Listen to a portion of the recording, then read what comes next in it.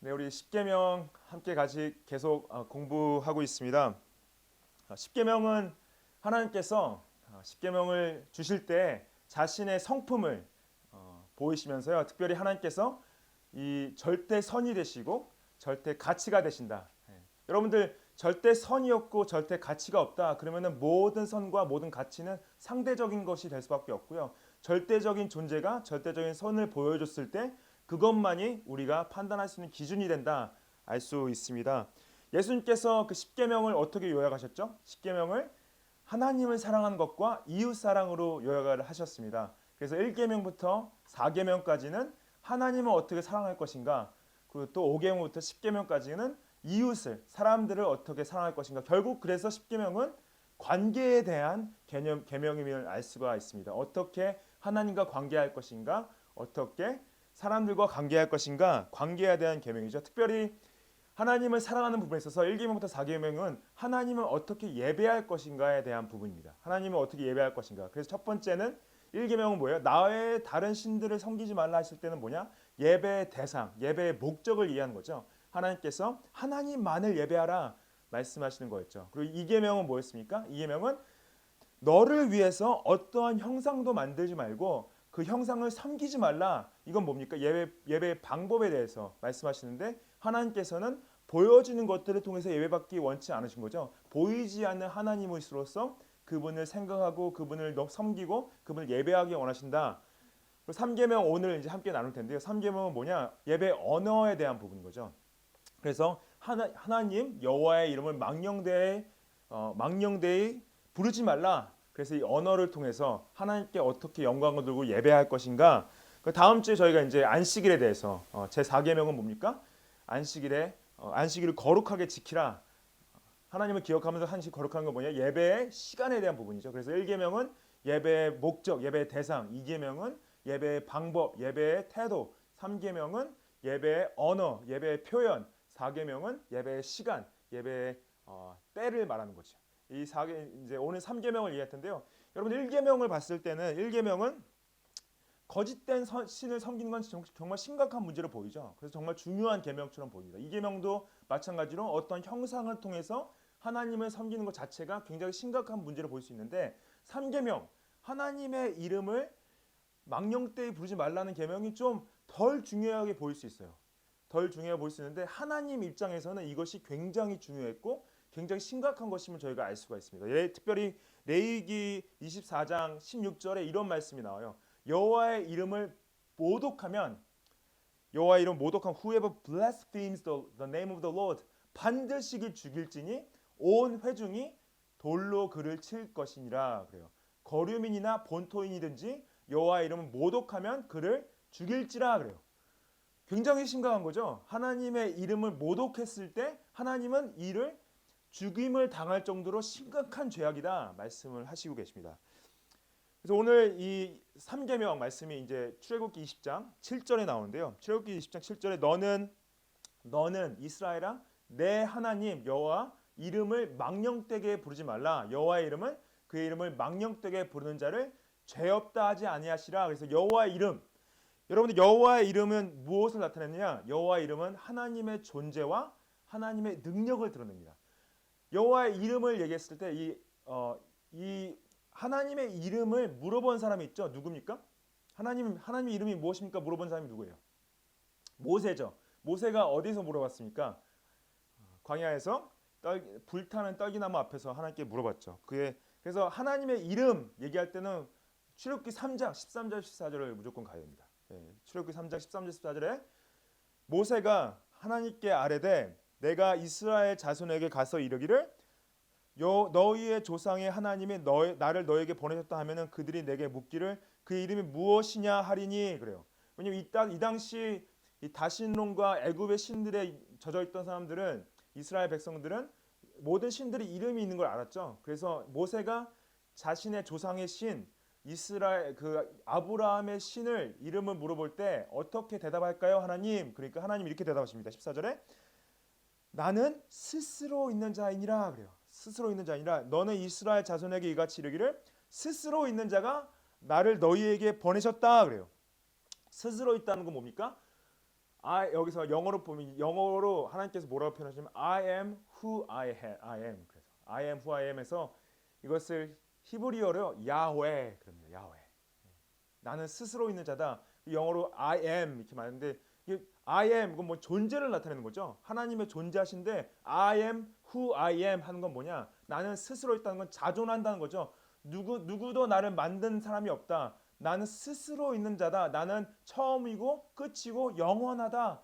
나는 스스로 있는데 그 어떤 존재도 나를 만든 자가 없고 나는 모든 것의 근원이 되고 나는 모든 것의 주권을 가지고 있다. 그래서 신학자들이요, 이 나는 스스로 있는 자다. 하나님의 자존하심을 신학적으로 해석할 때 세 가지를 얘기합니다. 뭐냐면은 첫 번째는 하나님의 제어하심, control. 그리고 두 번째는 하나님의 권위, authority. 그리고 세 번째는 하나님의 임재, presence. 그래서 하나님의 제어하심과 하나님의 권위와 하나님의 임재를 드러내는 것이 하나님의 스스로 있으심, 자존하심을 얘기를 하는데요.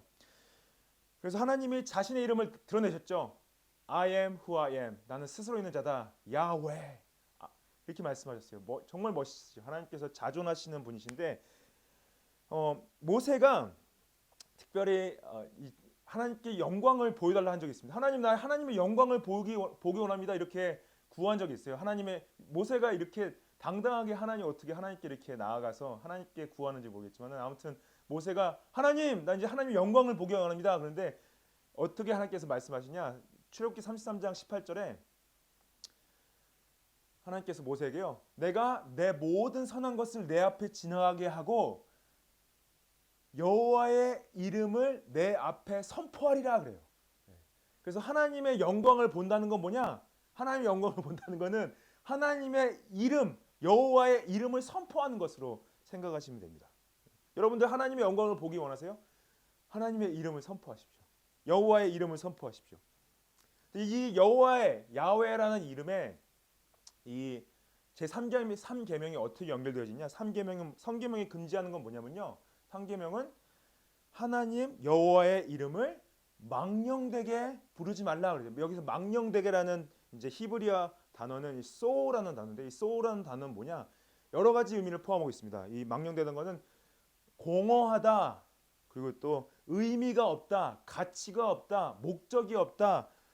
그래서 망령되게 부른다는 건 뭐냐면 하나님의 이름을요 의미 없게, 그리고 또 가치 없게, 목적이 없게, 공허하게 부른다는 거예요.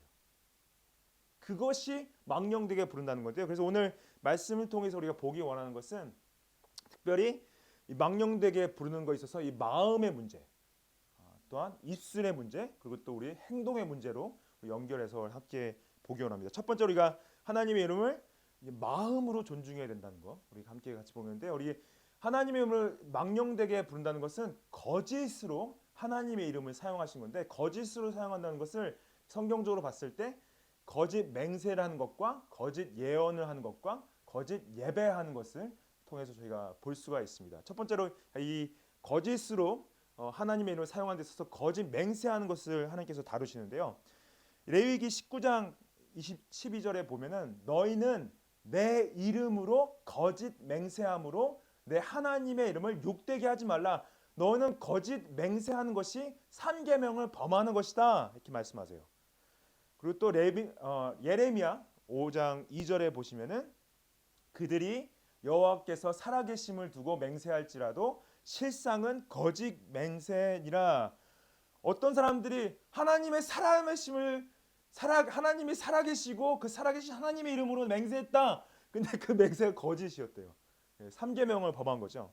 그래서 이게 굉장히 무서운 이 죄악인데 예수님께서도 이 거짓 맹세한 것을 다루십니다. 마태복음 5장 33절 말씀 보면은 옛사람에게 말한 바 헛맹세, 거짓 맹세를 하지 말고 내 맹세한 것을 주께 지키라 하였거늘 하나님께 하신 맹세를 지키라. 이거는 옛사람이 했던 것은 구약에서 말씀하셨다는 거죠. 레위기에서 말씀하셨다는 거죠. 예레미야에서 말씀하셨다는 거죠. 근데 34절 보시면은 나는 너에게 이르기를 도무지 맹세하지 말지니 하늘로도 하지 말고 이는 하늘로 하지 말아야 돼. 이는 하늘은 하나님의 보좌고 땅으로도 하지 말라. 왜냐하면 땅은 하나님의 발등상이고 예루살렘으로 하지 말라. 왜냐하면은 예루살렘은 하나님 임재하시는 하나님의 성전이다. 말씀하시는 거죠. 제가 이 야고보서에서 이 말씀을 설명을 좀 드렸었는데 여기서 예수님 말씀하시는 거는 맹세 자체를 하지 말라는 것이 아니라 거짓 맹세, 헛된 맹세, 마음에 없는 맹세, 목적이 없는 맹세 하지 말라는 거죠. 그래서 이 36절 말씀에 내 머리로도 하지 말라 하고 37절에 오직 너희 말은 옳다. 옳은 것은 옳다 그러고 아니란 것은 아니라 하는 거죠. 맹세 자체에 진실을 담으라는 거예요. 옳은 것은 옳다고 말을 하고 마음으로 아닌 것은 말로도 아니라고 말씀을 하시는 거죠. 예. 그래서 이 제가 야고보서 강의할 때 말씀 이제 야고보서 5장 12절 말씀에 같은 맥락으로 예수님과 똑같이 야고보가 말하죠. 예, 똑같은 말씀을 그냥 yes, say yes to yes. 마음에 있는 yes가 yes로 나오고 마음에 없는 no가 no로 나와야 된다. 이렇게 말씀을 했습니다. 그래서 거짓 맹세하는 것이 삼계명을 이제 삼계명을 범하는 건데 특히 마음에 없는 맹세를 하는 것. 마음에 없는 맹세를 하는 것. 두 번째는 이제 거짓 예언을 이제 하는 건데요. 거짓 예언은 예레미야서 이제 23장 25절 보시면요. 내 이름으로 거짓을 예언하는 선지자들의 말에 내가 꿈을 꾸었다고 말하는 것을 내가 들었노라 그래요. 거짓을 예언하는 선지자들이 언제까지 이 마음을 품겠느냐? 그들은 그 마음에 간교한 것을 예언한다. 그래서 예언하는 것이 뭐냐? 마음에 없는 것을 예언하는 것.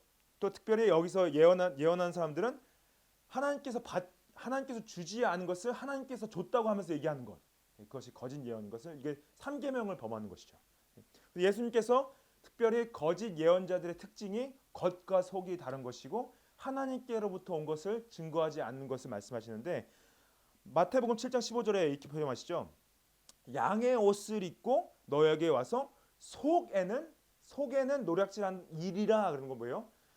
결국에는 겉으로 보기에는 번듯하고 바르게 보이지만은 그 속은 다른 속을 가지고 있다. 마음은 다른 마음을 가지고 있다 말씀하시는 거죠. 그래서 이 거짓 선지자들은 뭡니까? 거짓 가르침, 특별히 거짓 복음, 예수님을 잘못 가르치고 예수님의 복음을 다르게 가르치는 것, 그것을 삼계명을 범하는 것으로 말씀하시는 겁니다. 베드로후서 2장에도 똑같이 거짓 선생들에 대해서 얘기를 하는데 그들은 멸망하게 할 이단을 가만히 끌어들여 자신들을 사신 주를 부인한다. 이게 뭐예요? 거짓 선지자라는 거 뭐냐? 자신들의 잘못된 가르침으로 예수님을 부인한다는 거예요. 예수님의 그 구원의 십자가의 능력을 부인한다는 거죠. 하나님의 이름으로 거짓을 가르치는 것이 삼계명을 범하는 죄임을 저희가 알 수가 있습니다.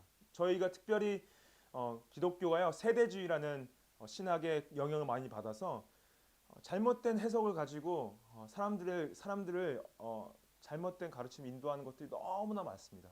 그냥 무엇이 나올 때마다 그랬죠. 뭐 베리칩이 나올 때라든지 뭐 백신이 나올 때라든지 뭐 바코드가 나올 때라든지 어떤 그런 의미들을 이거는 하나님은 이렇게 생각하실 거야 하면서 잘못된 해석으로 사람들을 혼란에 빠뜨리는 거죠. 저희가 그럴 때마다 집중해야 될 것이 무엇이냐? 복음의 순수성에 집중을 해야 됩니다. 예수 그리스도의 그 십자가의 죽으심과 부활의 능력과 재림의 소망 가운데서 우리가 그런 잘못된 해석들과 우리를 혼란에 빠지게 하는 어지러운 것들로부터 우리의 복음의 순수성을 지켜야 되는 거죠. 그리고 또 이 삼계명을 마음으로 범한다는 것은 뭐냐? 거짓 예배를 드리는 것을 저희가 볼 수가 있습니다. 거짓 예배를 금지하시는데요. 특히 마음에 없는 예배를 금지하시는데 구약에 보면은 하나님께 예배를 드리지 않고 우상에게 예배를 드리는 것 자체가 다시 거짓 예배인 것을 당연히 말씀을 하시죠. 특별히 이제 레위기에 이스라엘 백성들 중에 자신의 자녀들을 몰렉 우상 신에게 드리는 잘못된 예배를 드린 것을 범한 이스라엘 사람들을 돌로 쳐 죽여야 될 것을 말씀하십니다. 레위기 18장 21절 너는 결단코 자녀를 몰렉에게 주어 불로 통과하게 함으로 내 하나님의 이름을 욕되게 하지 말라 그래요. 이게 좀 이상하게 보일 수 있어요. 이게 뭐 하나님의 이름과 무슨 상관이지? 왜 이 사람들이 자신의 자녀를 몰렉에게 주어서 이때 몰렉에게 자신의 자녀를 줄 때요 자녀들을 불로 통과하겠대. 좀 말도 안 되는 일이죠. 근데 이것이 삼계명을 범하는 것이래요. 하나님의 이름을 욕되게 한다. 이렇게 한 부모들은 돌로 쳐 죽였어야 됩니다. 그리고 만약에 이때 당시 이스라엘 백성들이 이들을 돌로 쳐 죽이지 않았으면요, 그 당시 거했던 그 캠프 주위에 죄가 번지게 돼 있었어요. 그래서 전체가 다 썩게 되는, 전체가 다 그 죄에 대한 책임을 지게 되는 무서운 결과를 낳았습니다. 잘못된 신을 예배하거나 예배하는 것 자체가 하나님의 이름을 욕되게 하는 것, 3계명을 범한다는 거죠. 그리고 또 욥이요. 욥기에 보면은 욥이 하나님께 하나님께 예배를 드릴 때 자신의 자녀들의 마음이 하나님 앞에서 죄를 범하지 않을까 그런 걱정하는 표현이 나옵니다. 욥기 1장 5절 보시면요. 그들이 차례대로 잔치를 끝내면 욥이 그들을 불러다가 선결하게 하되 아침에 일어나서 그들의 명수대로 번제를 드렸으니 이는 욥이 말하기를 내 아들들이 죄를 범하여 마음으로 하나님을 욕되게 하였을까 그래요. 내 아들들이 죄를 범하여서 하나님의 마음으로 하나님을 욕되게 하면 안 되는데 이런 표현이 나오는 거죠. 그래서 이 예배 거짓 예배를 금하는 그 마음으로 하나님 욕되게 하지 않기 위해서 욥이 자신의 자녀들을 챙기는 것을 저희가 볼 수가 있습니다. 이사야 선지자도 이 마음이 없는 거짓 예배를 경고하는 예언을 하나님의 말씀을 통해서 하는데요. 이사야 29장 13절에 주께서 이르시되 이 백성이 입으로는 나를 가까이하며 입술로는 나를 공경하나 그들의 마음은 내게서 멀리 떠났다 그래요. 이게 뭐예요? 마음이 없는 예배를 드리고 있다. 그걸 금지하시는 거죠. 그래서 예수님께서 이 이사야의 이 경고를 그대로 인용하셔서 마가복음 7장 6절 7절에 말씀하셨죠. 마가복음 6장 7절에 이사야가 너희 외식하는 자에 대하여 예언하지 않았냐? 외식하는 건 뭐냐? 마음에 없는 예배를 드리는 거다. 이 백성이 입술로는 나를 공경하되 마음은 내게서 멀어졌다 그런 거죠. 이것은 헛된 경배다. 거짓 예배다. 예수님께서 경고하신 거죠. 마음이 없이 드리는 예배의 위험함을 저희가 볼 수가 있습니다. 마음이 없이 드리는 예배가 3계명을 범하는 것을 저희가 알 수가 있습니다. 그래서 만약에 우리가 사도신경을 고백할 때 마음이 없이 사도신경을 외우고 있다. 우리가 교독문을 같이 교독할 때 마음이 없이 교독을 하고 있다. 우리가 찬양을 하고 있는데 그 찬양에 마음이 없이 입술로만 노래를 부르고 있다. 우리가 같이 기도를 하는데 기도를 듣지도 않고 그냥 눈만 감고 있다. 우리가 설교를 듣고 있는데 말씀을 듣지 않고 다른 생각을 하고 있다. 하나님이 아신다는 거죠. 하나님 앞에서 거짓 예배를 드리고 있다는 거죠.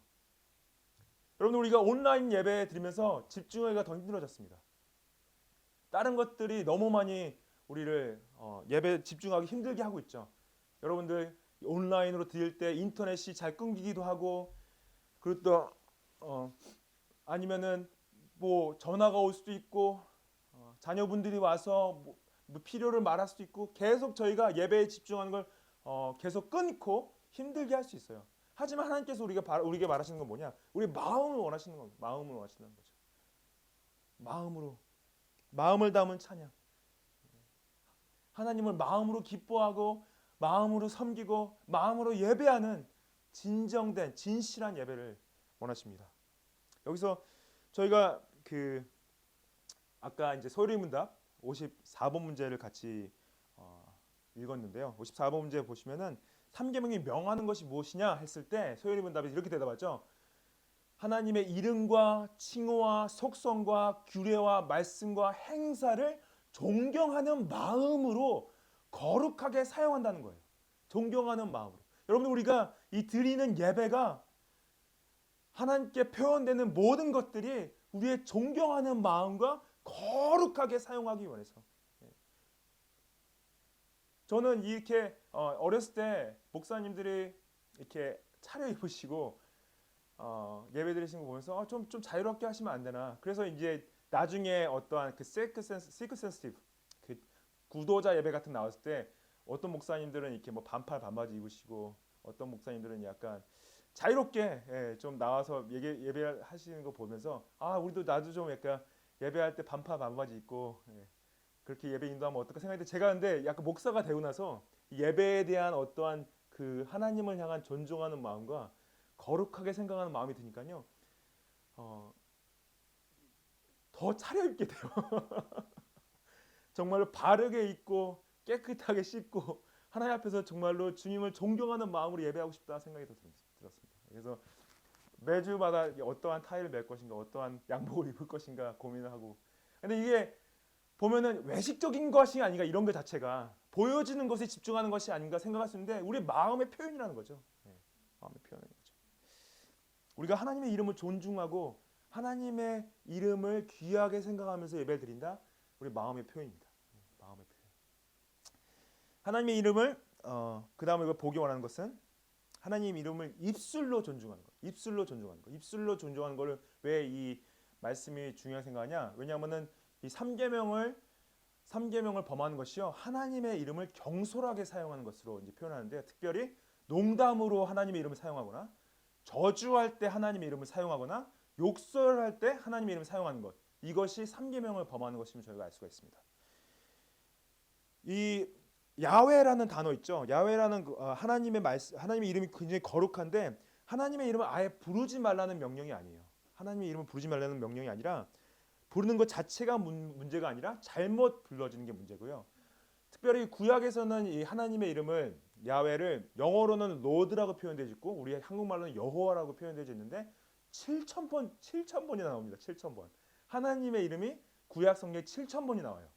근데 이것을 사용할 때마다 중요한 것은 우리가 귀하게 사용했다는 거죠. 경솔하게 사용하지 않았다는 거죠. 그래서 이 소유리문답 55번 문제 보시면은 3계명이 금하는 것은 하나님께서 자기를 나타내는 데 쓰시는 것을 특히 여호와의 이름을 속되게 하거나 잘못 사용하는 것, 입술로 말할 때 잘못 사용하는 것을 금하시는 것입니다. 전도서 말씀 5장 2절 말씀 이런 말씀이 있어요. 전도서 말씀에 보면 너는 하나님 앞에서 함부로 입을 열지 말라. 급한 마음으로 말을 내지 말라. 이 말씀을 보면은 물론 하나님의 이름에 대한 직접적인 말씀은 아니지만은 하나님의 앞에서 말하는 것 자체, 표현 자체를 우리가 함부로 말하지 말아야 될 부분과 급한 마음으로 말아야 되지 말할 부분을 경고하고 있는 거죠. 여러분들 우리 한국 문화에 있어서 한국 문화는요 이름 자체를 존중하는 문화입니다. 우리가 우리의 표현을 보면 다 알 수 있죠. 제가 초등학교 때 1학년 때 들어가자마자 초등학교 1학년 때인지 2학년 때인지 선생님께서 저한테 가르치신 아직도 기억 남는 가르침이 뭐였냐? 부모님의 이름을 부를 때 이름을 바로 부르면 안 된다. 손자, 덕자, 기자 이렇게 불러야 된다. 김자, 영자, 이자 이렇게 불러야 된다. 그게 저는 이제 그 학교 들어서 처음 배웠어요. 아 그렇구나. 내가 아버지, 엄마 이름을 바로 부르면 안 되고 이렇게 자를 붙여서 불러야 되는구나. 그때 배웠습니다. 그리고 이 제가 뉴질랜드에 이제 고등학교 2학년 때 갔는데 저희는 뭐 학교에서는 형, 뭐 선배 이렇게 부르잖아요. 근데 학교에 딱 들어갔는데 초등학교 한 1, 2학년짜리가 와가지고 저한테 제 이름을 막 부르면서 이래라 저래라 하는 거예요. 근데 고등학교 2학년 때 그게 그렇게 기분이 나쁘더라고요. 아니 왜 이 꼬마애가 나의 이름을 막 쌤 그러면서 막 이렇게 저한테 부르는데 기분이 너무 안 좋더라고요. 그게 왜냐면 근데 그 문화 자체로 그 문제가 아니었는데 그게 적응이 제가 안 됐던 거죠. 이거 어떻게 어린 아이가 왜 내 이름을 함부로 막 부르지? 그런 생각이 들었었습니다. 그 저희가 이제 그 노회나 이 당회에 가면은 이 목사님들이 제가 이제 뭐 앨리스 목사님, 뭐 오원 목사님 이렇게 부르는데 그렇게 부르지 말라고 그래요 저한테. 그냥 피터라고 불러라, 존이라고 불러라 이렇게 말씀하시는데 적응이 안 돼요. 그래서 아마 이제 저희 이제 뭐 이장로님이나 도장로님들도 아마 당회 때 그 이름 부르는 게 다 적응이 안 돼서 다 목사님들이라 부르지. 여기 근데 여기 보면은 당회고 노회고 요번에 총회가 가니까 총회에서도 총회장님 그냥 first name 부르더라고요. 피터 막 이렇게 부르더라고요. 물론 이제 미스터 모더웨이를 이렇게 부르기도 하는데 아무튼 그게 저는 거기에서 다 그냥 이제 성에 붙여서 목사님이라고 이제 부르는데 제가 요번 신학교 다닐 때 신학교 과정 가운데 신학교 교수님이 제 이름을 솔로몬이라고 부르는 거예요. 그래서 제가 교수님 저희 이름은 샘입니다. 샘. 그래서 그래 솔로몬? 그래요. 그래서 그래서 이제 몇 번 제가 저 My name is Sam. 난 솔로몬. 근데 이제 그분은 제미스라고 이게 이제 제미스라고 한 농담이었는데 이 같이 공부하는 친구들도 재밌어 하는 거예요. 교수님이 저를 솔로몬이라고 부를 때마다. 근데 처음에 한 두세 번은 재밌었어요. 근데 이게 약간 부르실 때마다 부르는 게 한 10번 넘어가니까 솔로몬 내 이름 그냥 쌤으로 불러줬으면 좋겠는데 나 솔로몬 아닌데 이렇게 여러분들 그렇지 않습니까? 여러분의 이름을 누가 물론 이제 제가 그 교수님들 나쁘게 말한 게 아니라 이제 그 저분대로 재밌으시라고 이렇게 하신 건데 여러분들 이름을 누가 이름을 바꿔서 계속 부르는 거예요. 그리고 기분이 어떠시겠어요? 나 내 이름 그거 아닌데 왜 내 이름을 그렇게 바꿔서 부르지? 그리고 제가 이름이 뭡니까? 이름이 우리의 정체성을 나타내죠. 제 이름은 손석훈인데 이 한국말로는 그래서 한국말인데 손석훈인데 석훈이라는 석자가 이제 클석자, 훈자가 이제 빛낼 훈자라고 되게 좋은 의미를 가지고 있습니다. 근데 석훈이라는 이름을 제가 굉장히 좋아해요. 근데 발음하기가 쉽지가 않아요. 발음하기가 쉽지 않은데 제가 이제 대학교 때 친구들이 이제 고등학교 때 대학교 때 친구들이 저한테 발음하기 힘드니까 그냥 쉽게 부르려고 소쿠리 그랬어요. 소쿠리. 처음에는 이제 제가 약간 소쿠리 그러니까 왜 근데 제가 그게 하도 듣다 보니까 그냥 적응이 돼 버린 거예요. 그래 소쿠리 그러면 그렇게 제가 바로 반응이 됐는데 그게 아무튼 이름을 바꿔서 부르거나 아무튼 이름을 이렇게 좀 비꼬아서 부르거나 이게 저희도 기분이 그런데 하나님은 기분이 어떠시겠습니까? 하나님은 기분이 어떠시겠습니까? 하나님의 성어를 하나님이 원하시는 대로 쓰지 않는다는 것은 하나님을 무시하는 거죠. 하나님의 신격을 무시하는 거예요. 하나님 신격을 무시하는 거고 여러분들 이 새로운 언어를 배울 때 사람들이 대부분 욕부터 배우는 거 아십니까? 근데 영어 같은 경우에는 특별히 영어가 가지는 욕설에요. 하나님의 이름이나 여호와의 이름을 넣어서 쓰는 욕이 굉장히 많습니다. 이 언어의 사용에 있어서 우리가 쉽게 아이들도 그런 것 같아요. 욕설을 하면은 좀 멋있어 보인다 생각하거나 아니면은 되게 자신이 어떤 힘이 있어 보이거나 그렇게 생각하는 것 같아요. 특히 하나님의 이름을 넣어서 저주를 하거나 욕설 썼을 때 본인들의 어떤 힘을 과시한다고 느낄 수 있는데 굉장히 위험한 범죄를 하고 있는 거죠. 우리 야고보서 우리가 같이 나눴을 때도 야고보가 이렇게 말하지 않았습니까? 야고보 3장 2절에 보면은 우리가 다 실수가 많으니 만일 말에 실수가 없는 자라면 곧 온전한 사람이라 능히 온 몸과 굴레 씌우니라. 그죠? 말에 실수가 없는 자라면은 곧 온전한 사람이다. 저는요 여러분들 하실 수 있으면은 실수로라도 욕설을 하지 않으셨으면 좋겠어요. 하실 수 있으면은 여러분들이 쓰는 언어가 하나님 앞에서 정말로 온전한 자로서 잘 쓰셨으면 좋겠습니다. 하실 수 있으면은 아무리 화가 나고 용서가 안 될지라도 저주하는 말을 피하셨으면 좋겠어요. 그것이 물론 하나님이라는 단어나 예수님의 단어를 포함하지 않을지라도 우리가 우리 입술로서 하나님을 영광을 돌릴 때 우리가 표현하는 표현이 하나님이 보시기에 기뻐하시는 표현이기 원합니다. 예수님께서는요 특별히 우리 언어 사용에 있어서 우리 언어 사용을 강조하실 때 기도에 연결시켜서 말씀하셨어요. 기도에 연결시켜서 마태복음 6장 7절에 이렇게 말씀하셨죠. 또 기도할 때 이방인같이 중언부언하지 말라. 그들은 말을 많이 하여야 들으실 줄 안다. 여기서 말하는 건 뭡니까? 말을 할 때 분명히 특별히 기도할 때 하나님께 기도할 때 분명한 표현을 써야 된다 말씀하시는 거죠. 그래서 이 맥락에서요 여러분들 6장 9절에 주기도문을 가르치십니다. 주기도문. 너희는 이렇게 기도하라. 하늘에 계신 우리 아버지여 이름이 거룩히 여김을 받으시오며 그래요. 이름이 거룩히 여김을 받으시. Hallowed be your name. 왜 예수님께서 기도를 가르치시면서 하늘에 계신 아버지의 이름이 거룩히 여김을 제일 먼저 말씀하셨냐? 그것이 3계명과 연결됐습니다. 왜냐 하나님의 이름이 존귀하게 존귀받으시기 합당하시고 높임 받으시기 합당하시기 때문에 이 거룩히 여김을 받는다는 것을요 좀 더 신학자들은 어떻게 이해하냐면요 로마서 11장 33절 36절에 이 거룩 이걸 연결해서 이제 보는데요. 이게 지금 오늘 제가 예배로의 부르심으로 함께 나눴던 말씀입니다. 특별히 여기 36절 보시면요. 이는 만물이 주에게서 나오고 주로 말미암고 주에게로 돌아감이라. 그에게 영광이 세세에 있을지어다.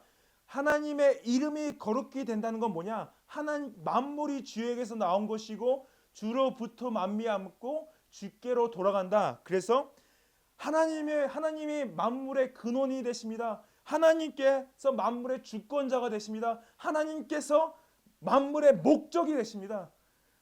그게 거룩히 여김을 받으시오며 하는 거예요.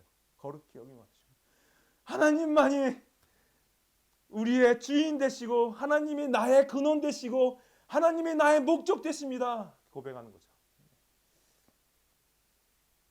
그래서 우리가 우리의 입술로 하나님의 이름을 높이는 것은 하나님의 이름을 찬양하는 것이 우리 입술의 목적이 되어야 된다는 거예요.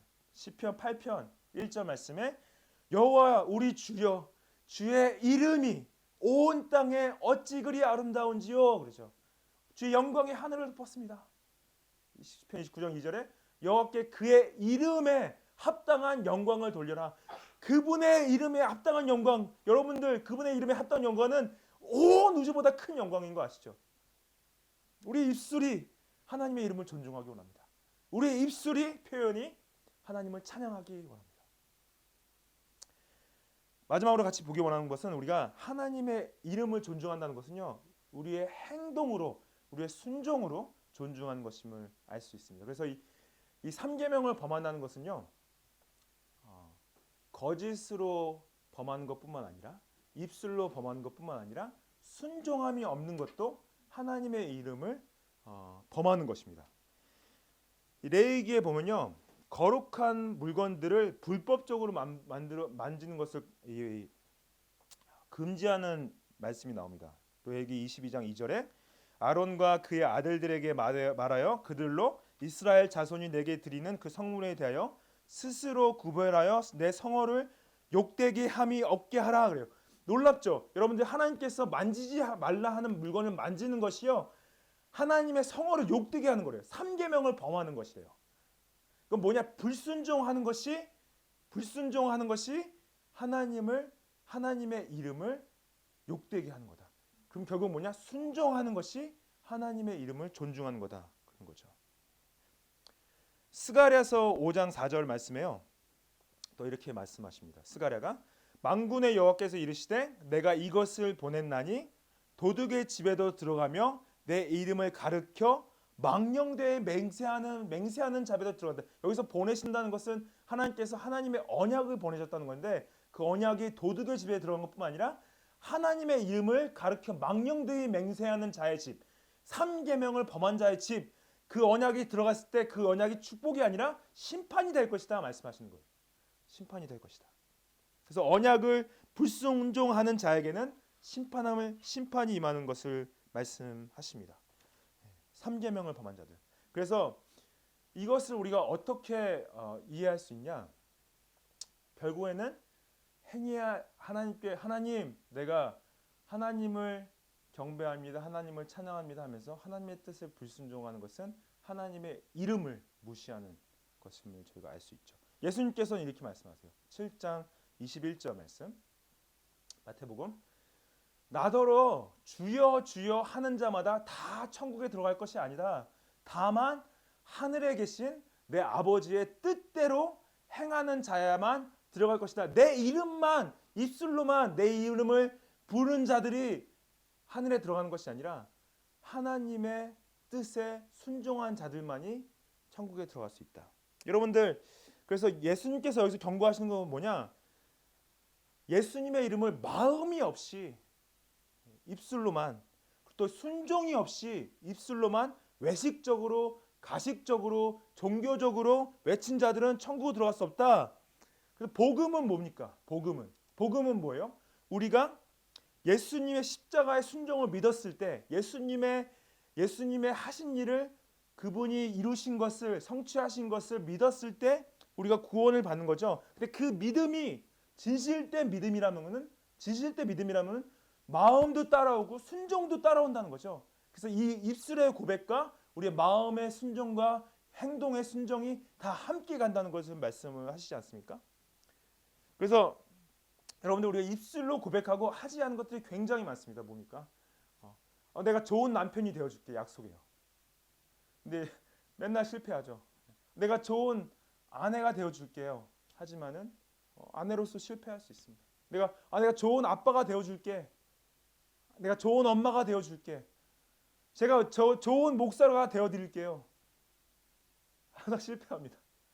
또 우리가 약속한 것들을 지키지 못하는 거죠. 말로 표현한 것들을 우리가 지키지 못하는 거죠. 하나님 앞에서도 우리가 고백하죠. 하나님 기도할게요. 하나님 제가 하나님 말씀 읽을게요. 하나님 복음 전할게요. 하나님 사랑할게요. 하나님 제가 용서할게요. 하나님 제가 거룩할게요. 말로는 할 수 있지만은 그게 삶에서 항상 우리가 실패하지 않습니까? 하나님 내가 이번에 이 어려움만 지나간다면은 교회에 내가 주기적으로 잘 다니겠습니다. 우리가 말을 할 수 있지만은 우리가 행동으로 옮기지 않는다면은 우리가 상대방을 무시하는 게 아닙니까? 내가 좋은 남편이 된다고 해줬는데 아내를 계속 무시하거나 좋은 남편이 되지 않는다면 제 말한 것이 상대방의 인격을 무시하는 거죠. 소요리 문답 56번 문제에 이 3계명을 지킬 이유에 대해서 이렇게 또 설명합니다. 3계명을 지킬 이유에 있어서 말씀하신 것은요.